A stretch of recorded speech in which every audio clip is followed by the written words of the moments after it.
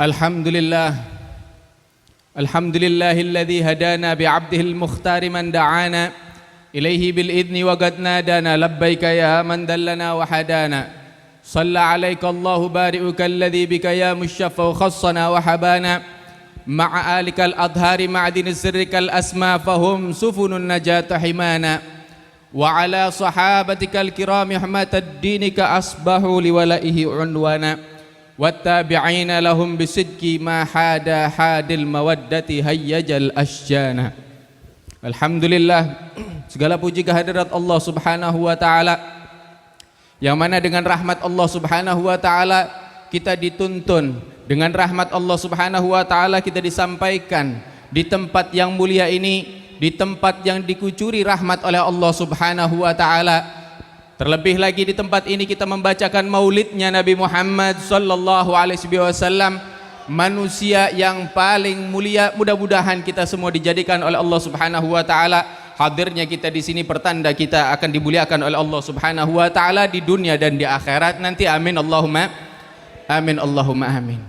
Kepada para habaib, para asatid, para kiai, terutama orang tua kita Al Habib Idrus bin Muhammad Al Habsyi wal Habib Ahmad bin Muhammad Al-Habsyi, juga kepada sahibul majlis Al Habib Hashim bin Nizar Al-Attas, yang mudah-mudahan, dan para habaib yang lainnya yang tidak bisa saya sebutkan satu persatu, mudah-mudahan mereka semua dipanjangkan umurnya oleh Allah Subhanahu wa taala, dikasih kesehatan, diberi keberkahan di dalam keluarga mereka, di dalam diri mereka, di dalam harta mereka, di dalam umur mereka, disampaikan kita kepada rahmatnya Allah Subhanahu wa taala berkat bimbingan mereka semua. Amin Allahumma amin Allahumma amin. Alhamdulillah, kumpulnya kita di sini bukan karena hal yang tidak ada maknanya, bukan karena hal yang sia-sia, bukan karena hal duniawi, bukan. Akan tetapi kumpulnya kita di sini, mudah-mudahan ini dicatat oleh Allah Subhanahu wa taala tanda kecintaan kita kepada Nabi Muhammad sallallahu alaihi wasallam. Kecintaan kepada Nabi yang telah dari dahulu kala, sebelum kita dilahirkan oleh orang tua kita, beliau Nabi Muhammad sallallahu alaihi wasallam terlebih dahulu mencintai kita semua. Terbukti di dalam sejarah, di dalam sirahnya Nabi Muhammad sallallahu alaihi wasallam, betapa rahmatnya Nabi Muhammad sallallahu alaihi wasallam teruntuk umat Nabi Muhammad sallallahu alaihi wasallam. Bahkan dari yang belum dilahirkan oleh orang tua, sebagaimana seperti kita ini, saat itu, saat Nabi Muhammad diutus, kita belum dilahirkan oleh orang tua kita. Akan tetapi kecintaan Nabi Muhammad sudah terlebih dahulu cinta kepada kita semua. Ada karena Nabi Muhammad sallallahu alaihi wasallam adalah rahmatan lil alamin. Terbukti di setiap malam Nabi Muhammad sallallahu alaihi wasallam, beliau setiap malam niku lolan panjenengan sedaya niki apa sih sanes urip bareng kali Nabi Muhammad sallallahu alaihi wasallam teng zamannya Nabi Muhammad boten. Tapi setiap malam hada Nabi Muhammad sallallahu alaihi wasallam rela beliau menghabiskan malamnya, rela beliau berdiri di kehadiran Allah Subhanahu wa taala, beliau berdiri hatta warama gadamah, sehingga dikatakan sehingga kakinya beliau itu sampai membengkak, sampai kedua kakinya beliau membengkak. Ketika ditanya Nabi Muhammad sallallahu alaihi wasallam, kenapa engkau semacam ini ya Rasulullah? Apa jawaban Rasulullah sallallahu alaihi wasallam? Karena Nabi Muhammad ternyata itu mendoakan kita setiap malamnya, mendoakan kita dengan doa agar diampuni oleh Allah Subhanahu wa taala, mendoakan kita agar kita dirahmati oleh Allah Subhanahu wa taala. Suatu ketika Sayyidina Aisyah radhiyallahu taala anha itu pernah beliau Nabi Muhammad sallallahu alaihi wasallam mendoakan Sayyidina Aisyah berkhidmah, istri Rasulullah, dan berkhidmah kepada Nabi Muhammad sallallahu alaihi wasallam, meladeni Kanjeng Nabi Muhammad sallallahu alaihi wasallam. Ketika telah membuatkan sesuatu itu Nabi Muhammad manusia yang paling mulia, orang yang paling tahu terima kasih kepada istrinya, kepada istrinya.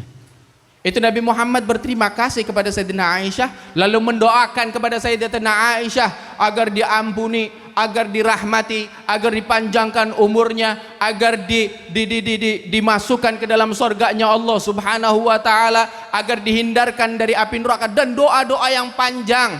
Nabi Muhammad mendoakan Sayyidatina Aisyah dengan doa-doa yang panjang, sehingga Sayyidatina Aisyah kelihatan di muka beliau itu kegirangan, kesenangan, senang sampai bercahaya itu wajah ummuna Sayyidatina Aisyah. Melihat seperti itu, Nabi Muhammad SAW bertanya kepada Sayyidatina Aisyah, ya Aisyah, ya zaujati, afarihti, apakah engkau senang wahai Aisyah dengan doa-doa yang saya lontarkan? Apa jawaban Sayyidatina Aisyah? Wa kaifa la nafrah ya Rasulullah, bagaimana saya tidak senang wahai Rasulullah? Wa du'a minka, dan doa dari engkau, doa yang sudah pasti diijabah oleh Allah subhanahu wa ta'ala.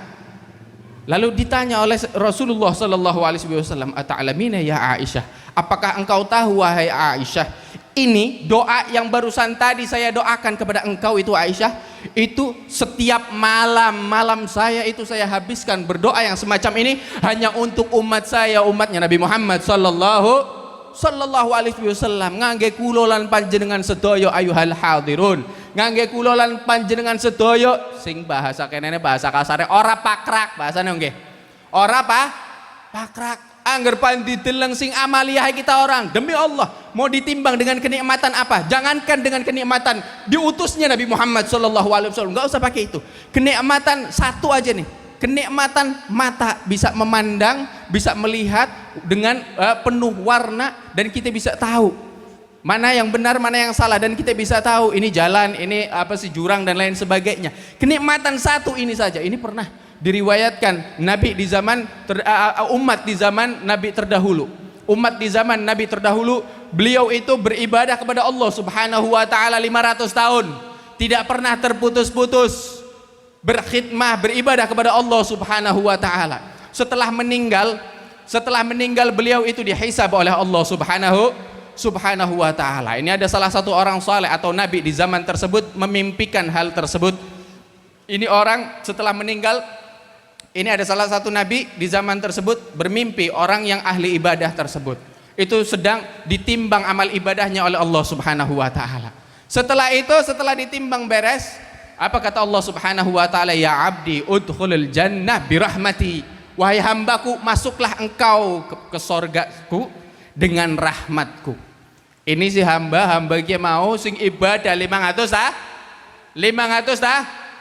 rada ora terima, ora terima. Ya Allah ya Rabbi, ki aku ibadah 500 tahun Gusti, kula ibadah 500 tahun ibadah maring jenengan, terus begitu wis mati aku gon mlebu surga butuh karena ibadah aku, tapi karena apa?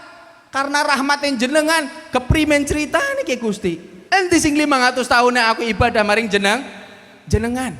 Lalu kata Allah Subhanahu wa taala, jenengan pengen ditimbang gua ibadah jenengan? Iya ya Allah, saya lebih bangga masuk ke surga dengan usaha saya sendiri. Thayyib, kata Allah Subhanahu wa taala, ayo timbang deh itu. Ibadah engkau itu yang 500 tahun, manggil malaikat timbang lagi tuh 500 tahun. Al-hasanatnya 500 tahun yang enggak pernah maksiat kepada Allah Subhanahu wa taala, 500 tahun yang beribadah kepada Allah Subhanahu wa taala. Setelah ditimbang, wis timbang mawon niku jar Gusti, timbang bae nganggo apa? Nganggo kenikmatan siji bae apa? Sebelah mata siji. Bola mata satu kenikmatan bola mata ditimbang nang timbangan siji ini jomplang niku. Jomplang. Ibadah sing 500 tahun hurung bisa menyamai sama sekali sedikit pun daripada apa? Daripada kenikmatan yang diberi oleh Allah Subhanahu wa taala, yaitu kenikmatan mata. Ada baru kenikmatan mata. Wakif, bagaimana halnya dengan kenikmatan yang paling besar, kenikmatan diutusnya Nabi Muhammad sallallahu alaihi wasallam. Kenikmatan yang paling besar yang tidak ada yang mengalahkan kenikmatan tersebut, kenikmatan diutusnya Nabi Muhammad sallallahu alaihi wasallam. Nah, rasa syukur kita ini apa terhadap Allah Subhanahu wa taala?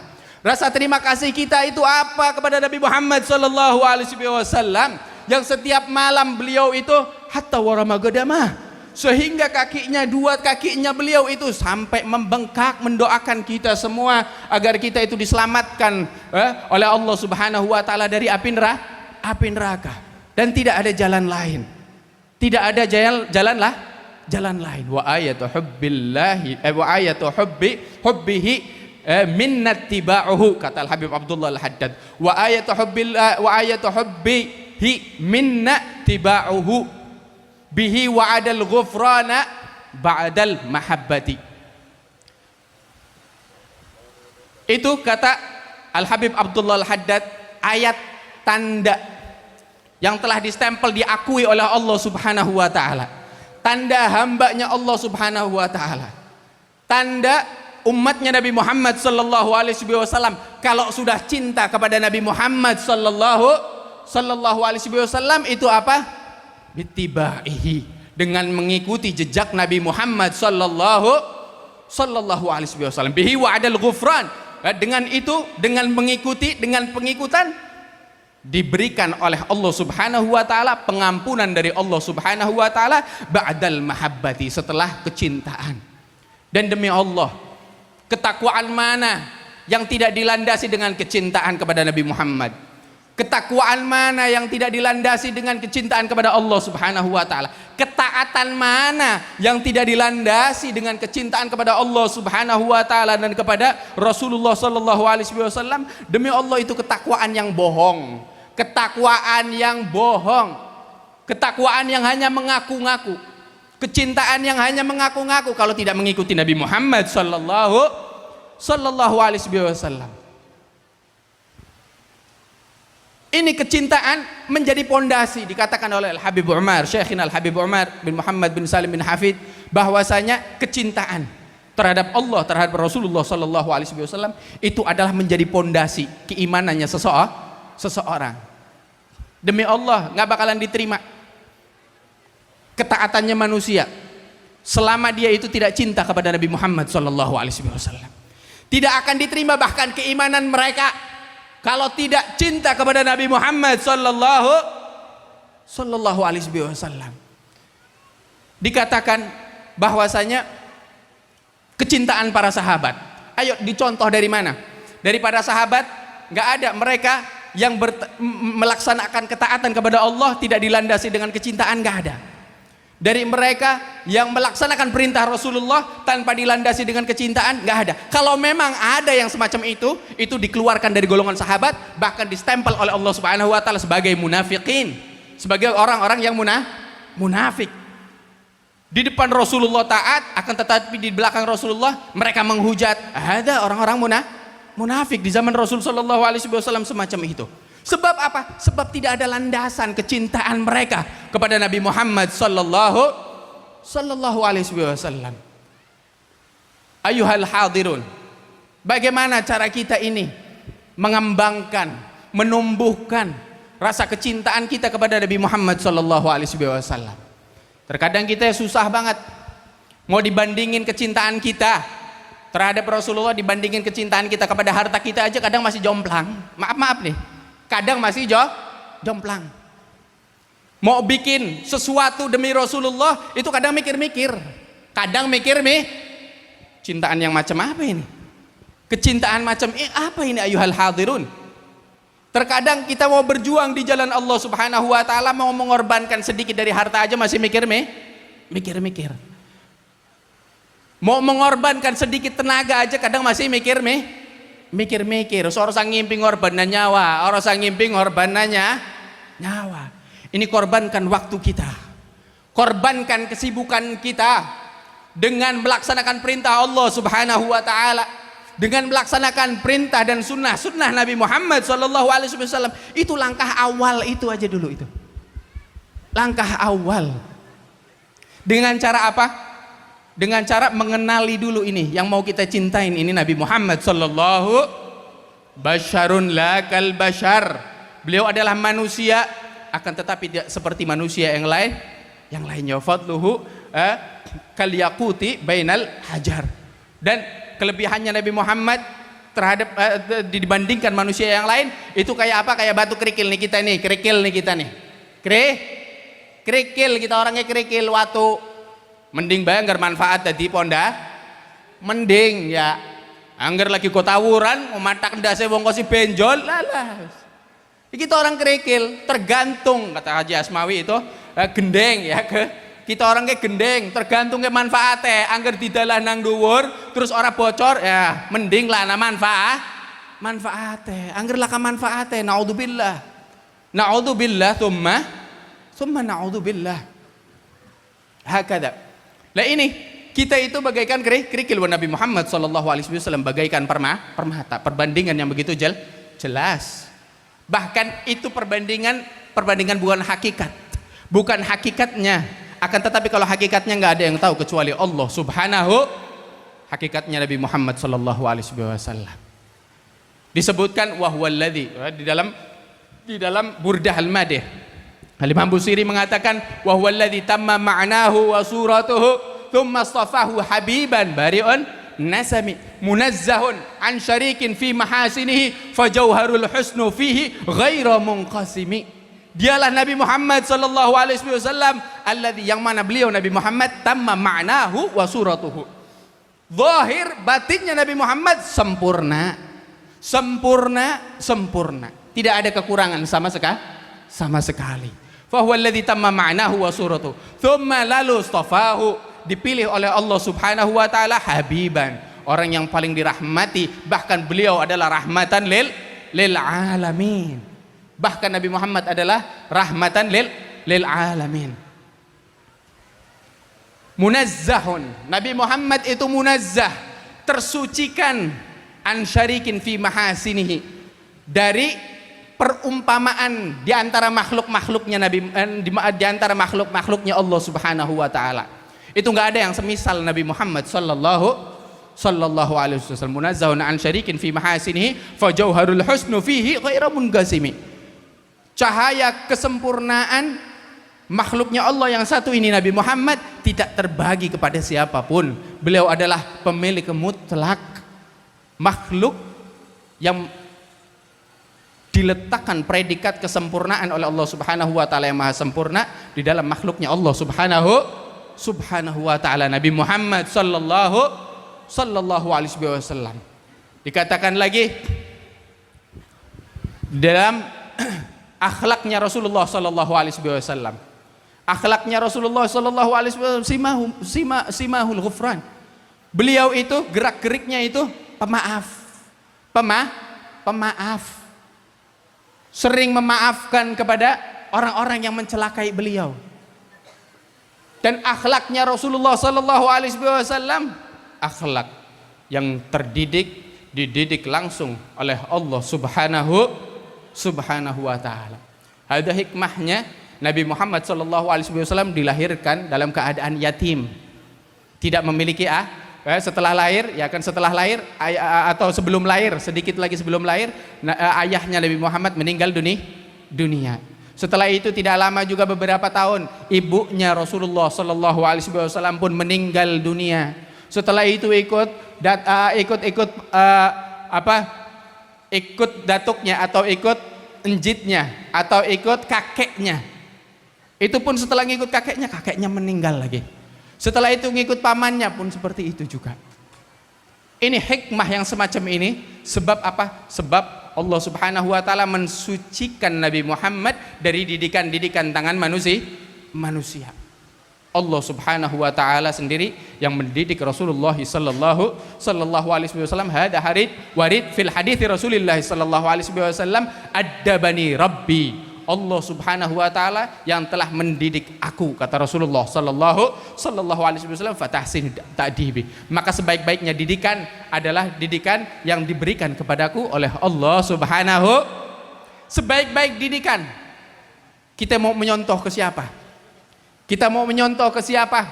Kalau bukan kepada Nabi Muhammad sallallahu alaihi wasallam. Pintu keselamatan itu adalah Nabi Muhammad sallallahu alaihi wasallam. Pintu sorganya kita itu adalah Nabi Muhammad sallallahu. kullu tariqin masdudun ilallahi ghairu tariqin Nabi Muhammad sallallahu. Semua jalan menuju ridhonya Allah tertutup, ditutup semuanya, disegel. Nggak ada jalan lagi menuju ridhonya Allah terkecuali mengikuti Nabi Muhammad sallallahu alaihi wasallam. Ada Nabi Muhammad sallallahu alaihi wasallam. Wa man yuti'illah, disebutkan dalam Al-Qur'an bahwasanya orang yang taat kepada Allah dan Rasulnya senantiasa dibawa seperti itu. Bukan hanya taat kepada Allah, tapi kepada Allah dan Rasulullah sallallahu sepaket. Kalau mau taat sama Allah tapi tidak melalui caranya Rasulullah, batal. Mau beribadah kepada Allah tanpa melalui caranya ibadahnya Nabi Muhammad kepada Allah, batal. Mau iman kepada Allah subhanahu wa ta'ala tanpa melalui caranya keimanannya Nabi Muhammad kepada Allah, batal. Hadza Nabi Muhammad sallallahu alaihi wasallam. Akhlaknya Rasulullah sallallahu alaihi wasallam. Jangankan sama manusia, itu pernah disebutkan dalam riwayat Nabi Muhammad sallallahu alaihi wasallam bersama pasukan selepas perang, pulang dari perang. Di tengah jalan Nabi Muhammad ngelihat ada seekor anjing yang lagi nyusuin anaknya. Itu anak-anaknya lagi nyusu sama anjing tersebut. Nabi Muhammad ngelihat dari kejauhan, langsung berhenti, nengok kepada pasukan, memerintahkan kepada salah satu sahabat, wahai sahabat, ayo belokin jalannya kalian, agar kalian ini tidak mengganggu ini seekor anjing yang lagi nyusuin anak-anaknya. Allahumma shalli wa sallim wa barik alaihi wa ala alihi. Hadza Nabi Muhammad sallallahu alaihi wasallam. Nabi Muhammad sallallahu alaihi wasallam pernah juga itu punya musuh bebuyutan yang sampai-sampai mau membunuh Nabi Muhammad sallallahu alaihi wasallam. Tapi setelah menyerah ini beliau diajak oleh Rasul sallallahu alaihi wasallam menuju rumahnya Nabi Muhammad sallallahu alaihi wasallam. Setelah jalan, di tengah jalan bertemu sama orang tua. Nabi Muhammad meladenin orang tua tersebut. Orang tua tersebut ngobrol, ngomong sama Nabi Muhammad hajat-hajatnya sampai dipenuhi oleh Nabi Muhammad. Lalu setelah itu diajak sama Nabi, setelah itu kelar, baru ini orang diajak lagi sama Nabi Muhammad ke rumahnya Nabi Muhammad sallallahu. Setelah sampai ke rumahnya Nabi Muhammad, di dalam kursi di dalam rumahnya Nabi Muhammad saat itu ada kursi cuman satu. Itu Nabi Muhammad langsung mempersilahkan orang yang saat itu belum Islam, orang yang saat itu belum Islam, meletakkan orang tersebut duduk di kursi tersebut. Nabi Muhammad langsung duduk di bawah. Betapa mulianya akhlak Nabi Muhammad sallallahu alaihi wasallam. Dan pengikutan kita kepada Nabi Muhammad gak bakalan tumbuh. Cinta kita kepada Nabi Muhammad gak bakalan tumbuh kalau tidak kita didik satu persatu. Mulai dari sunnah-sunnahnya Nabi Muhammad yang mungkin biasanya kita anggap remeh. Salah satu contoh, kita kalau masuk kamar mandi. Nang kene ya rata-rata tiap dinane bolak-balik kamar mandi. Bolak-balik kamar mandi. Bukan buang hajat, bukan apa, bolak-balik kamar mandi. Akan tetapi di dalam hal yang kelihatannya remeh, rutinitas kita yang kadang tidak terfikirkan oleh kita, itu di situ tuh ada pahala yang besar. Ketika kita itu mengikuti sunnahnya Rasulullah sallallahu. Apa sunnah Nabi Muhammad ketika masuk kamar mandi? Nih, Bu, pernah melebu kamar mandi, Bu? Pernah melebu kamar mandi? WC umum. Yang buis WC umum, bu kamar mandi apa wis? Pak, ke ibu kabeh iki nang kene. Ana bapak-bapakne ora ki? Ini suaranya kayak Bu. Kencengan suara ibu-ibune ki, Pak. Pernah masuk kamar mandi, Pak? Ya, alhamdulillah. Lah niki masuk kamar mandi setiap dinten. Niku nek kula lan panjenengan sedaya nyasati mlebu kamar mandi, metu kamar mandi ngangge sunahe Kanjeng Nabi Muhammad, ditulis pahala dening Allah Subhanahu wa taala seperti pahala jihad yang diterima oleh Allah Subhanahu Mlebune ngangge sikil nggih kiwa kiri nggih. Terus maaf nek lagi buang air kecil. Nek lagi buang air kecil aja ngatar maaf. Aja niruni kayak hewan. Tapi apa sunnahnya itu jongkok ndogrok. Sunnahnya ndogrok. Soale wis ndogrok kelar aja langsung mlayu ora cewok nggih. Hah? Anak kaya gue sing kene. Hah? La ilaha illallah Muhammad. Kudu disunat maning angger kaya kowe nggih. Kudu disunat mah. Iya. Entar ngoyo sisan. Ada sunnahnya Nabi Muhammad sebelum cebok, sebelum istinja itu disunahkan istibro. Napa niku istibro? Dehem, bisa pada dehem. Aja dehem angger nang tempat angker tok ya. Biasanya wong desa angger pan mlebu tempat angker maring kuburan dehem. Mbak jalan atus niku aja kayak gue tok niku sunnahnya kapan? Sunnahnya ketika setelah membuang air kecil mandek kelar dehem saora-orane pingtel jal bae metu maning brol kados niku bakal metu maning nek wis metu maning cewok istinja cebok setelah itu jangan lupa keluar dengan kaki kanan ajak walik metune malah sikil kiwa dianggepe umahe kabeh kowe omahe jenengan WC kabeh apa keprimen angger kewalak-walik dianggepe umahe saumake WC kabeh apa keprimen metu sing kamar mandi sikil kanan metu sing kamar mandi sikil kanan setelah itu membaca doa alhamdulillahilladzi adhaba 'annil adha wa 'afani dan dalam riwayat yang lain banyak doa-doa yang lain ini salah satu doanya. Kalau udah seperti ini, itu rahmat Allah Subhanahu wa taala turun pada jenengan setoyo. Nang omahe jenengan nek di gawa niku sunah-sunahe Kanjeng Nabi Muhammad, demi Allah rumah jenengan niku bakal tentrem ayem. Bakal adem ayem. Sakniki, Bu, sakniki Pak, akeh omah sing nang jero omah katone magerang-magerang apik, nang jero omahe gotet wae. Nang jero omahe gelut mawon. Sampai saniki niki mboten jarang. Kula niku kadang angger lagi maring KUA akeh nemen randa nang kana, Bu. Akeh nemen randa hudu ditinggal mati. Hudu ditinggal kayong sing bujang-bujang ngomong akeh randa kayong pada siap mleyu mana ge. Hah? Semangat nemen kayong. Lah ini setelah ditanya di sana ternyata ya cekcok. Keluarga sing boten sakinah mawaddah warah. Sebab nopo? Demi Allah salah satu sebab yang paling utama tidak memasukkan ajaran Nabi Muhammad SAW di dalam rumah-rumah mereka. Tidak memasukkan ajaran Nabi Muhammad, tidak memasukkan sunnah Nabi Muhammad, tidak memasukkan adab Nabi Muhammad sallallahu. Coba kalau kita memasukkan adabnya Nabi Muhammad. Adab Kanjeng Nabi niki, adab Kanjeng Nabi salah satu adab. Niku Kanjeng Nabi Muhammad duwe bojo niku sing jenenge Sayyidatuna Aisyah. Niki Sayyidatuna Aisyah siji-sijine bojone Kanjeng Nabi Muhammad sing dibojo dening Kanjeng Nabi Muhammad dalam keadaan perawan. Yang lain-lainnya itu dalam keadaan janda. Ini Nabi Muhammad bojo sing siji niki sing jenenge Sayyidatuna Aisyah radhiyallahu taala anha, ke wong sing paling pencemburu, paling pencemburu. Itu terkadang pernah dalam riwayat Nabi Muhammad SAW niku angsal bubur saking bojone sing setunggal. Sedangkan saat itu Nabi Muhammad di rumahnya Sayyidatuna Aisyah. Datang ini pembantunya istri Nabi Muhammad yang bernama Sofiyah.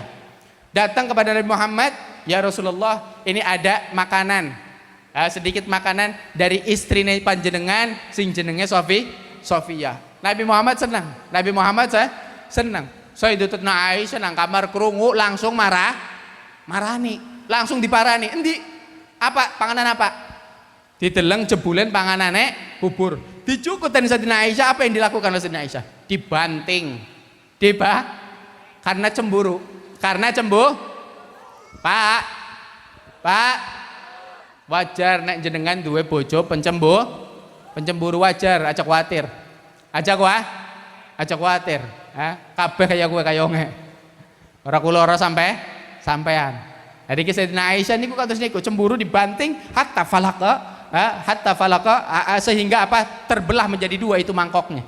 Mangkoknya sigar dadi loro. Akhirnya tanding Kanjeng Nabi ngon disit, "Ya Aisyah, kon duwe mangkok kaya iki ya?" Duwe Kanjeng Nabi. Dicukut. Terus mangkok Sayyidina Aisyah dinekna maring pembantu Sayyidah Sofia terus kon dinekna mana nekna maring maring bojone aku sing arane Sofia gonglironi. Gongliro Nabi Muhammad enggak marah.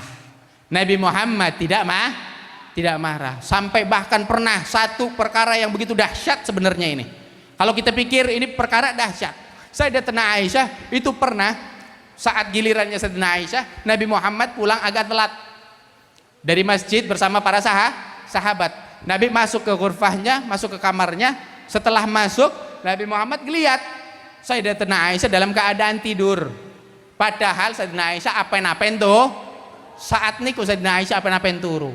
Sebab napa? Sebab pengen ngerti ke Kanjeng Nabi panapa ya kira-kira angger aku tuh turu. Angger aku lagi turu temenan ta ora weruh. Tapi ki aku apen-apen tuh turu. Panapa ya? Mlebu Kanjeng Nabi, delang assalamualaikum. Setelah salam dibuka Sayyidatina Aisyah lagi apen-apen turu. Nabi Muhammad langsung nutup lawangnya alon-alon Pak. Aja balik kerja wis lagi mumet-mumet terus akhirnya banting lawang bojone lagi turu kaget aja kados niku tapi alon-alon Nabi Muhammad manusia yang paling sempurna adab akhlak yang dididik oleh Allah Subhanahu mlebu lon-lon ditutup alon-alon setelah tutup alon-alon marani maring kasur gleleng nang pinggire Sayyidatuna Aisyah saderenge jubahe dicopot terus gleleng alon-alon ora gelem anak amben moni lon-lon setelah lon-lon gleleng Kanjeng Nabi gleleng Sayyidina Aisyah oh iya Rasul berarti gleleng nang pinggir aku jebulen ora suwe selang pirang menit ki Kanjeng Nabi jagong maning Kanjeng Nabi jagong jadi Sayyidina Aisyah kayak pan maring endi ada dalam riwayat seperti itu kayak maring endi Kanjeng Nabi Nabi Muhammad bangun lagi ambil lagi jubahnya Nabi Muhammad ngambil jubahnya, ngambil ridaknya, ngambil pakaiannya lagi. Nabi Muhammad keluar lagi pelan-pelan. Apa Sayyidina Aisyah? Ini Sayyidina Aisyah sendiri yang menceritakan. Saat itu saya suudon kepada Nabi Muhammad sallallahu suudonnya maring Rasul. Ki perkara sing dahsyat ya. Perkara yang bukan main-main. Jarene Sayyidina Aisyah, ki kayane pan maring bojo sing liyane ke. Ya, mentang-mentang aku lagi turu gilirannya aku tapi kekayang pan melayu maring bojo liyane diikuti dening Sayyidatina Aisyah diintip disit lawange maring di Kanjeng Nabi jebulan Kanjeng Nabi metu Sayyidina Aisyah meluni nang burine rada adoh dikindili terus diikuti jebulan Kanjeng Nabi Muhammad sampai kepada pemakaman para sahabat di Baqi pemakaman para syuhada para sahabat Rasulullah sallallahu alaihi wasallam. Setelah sampai situ, ternyata Nabi Muhammad sallallahu alaihi wasallam lagi pandonga, jebulen ana malaikat Jibril. Malaikat Jibril langsung ngasih tahu kepada Rasulullah sallallahu alaihi wasallam, "Ya Rasulullah, ke bojone jenengan meluni nang burine jenengan."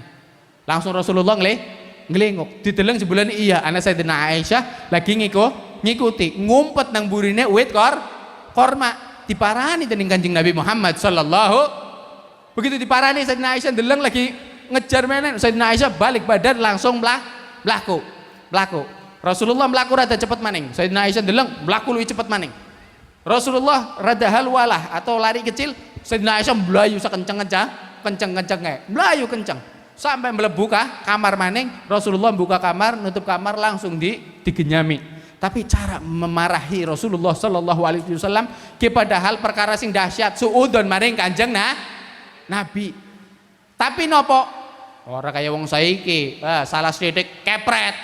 Salah sithik tendang ya.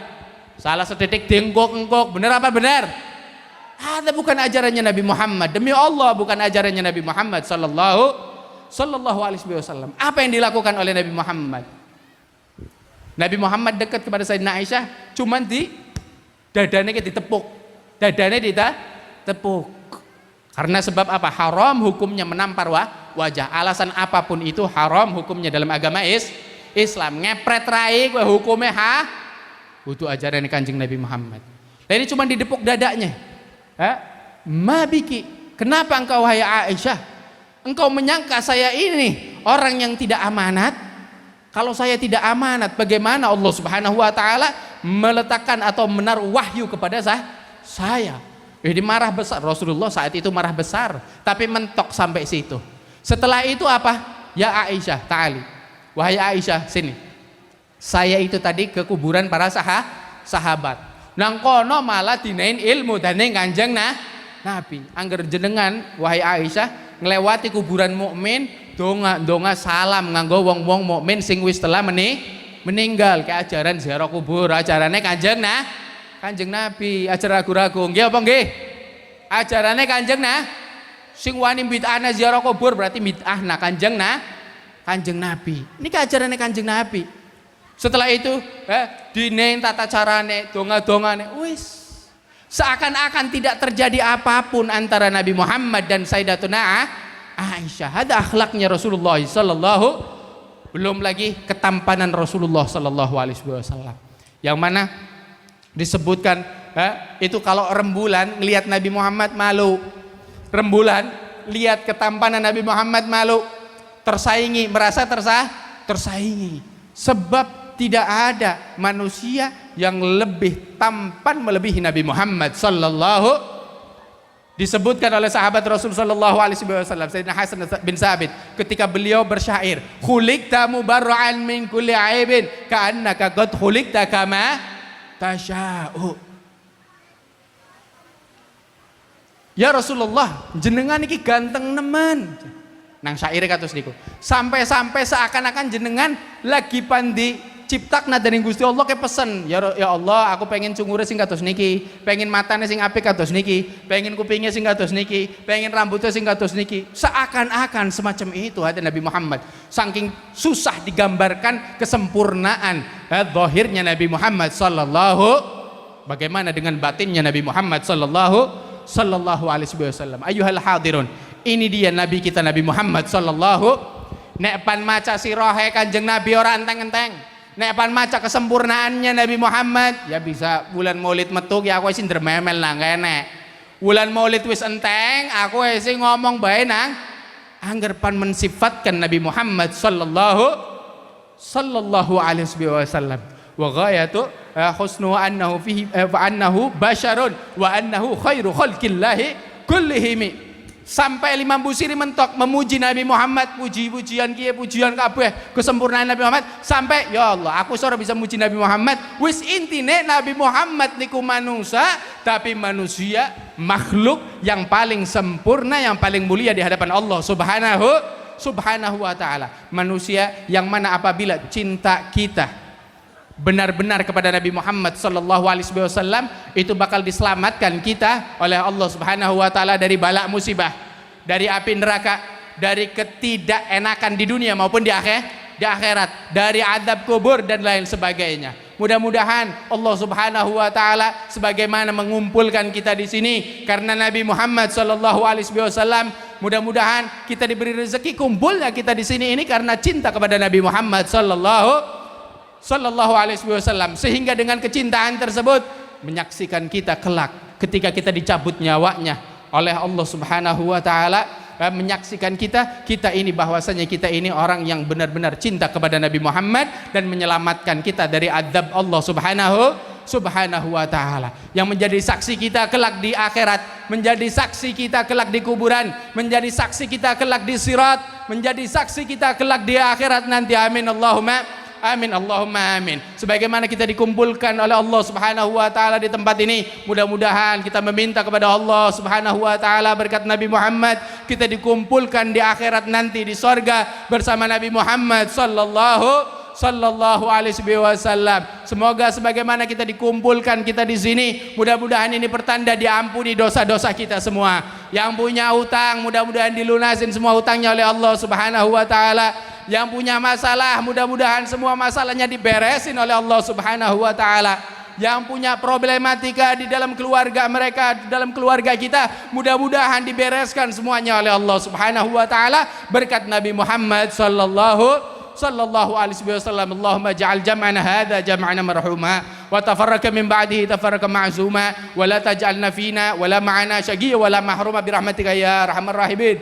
Allahumma dina bihudak waj'alna mimman yusari fi ridak wa la tuwallina waliyan siwak wa la taj'alna mimman khalafa amraka wa asak wa hasbunallahu wa ni'mal wakil wa la hawla wa la quwwata illa billahil aliyyil azim. Hadza minni wal 'afu minkum. Wassalamu alaikum warahmatullahi wabarakatuh.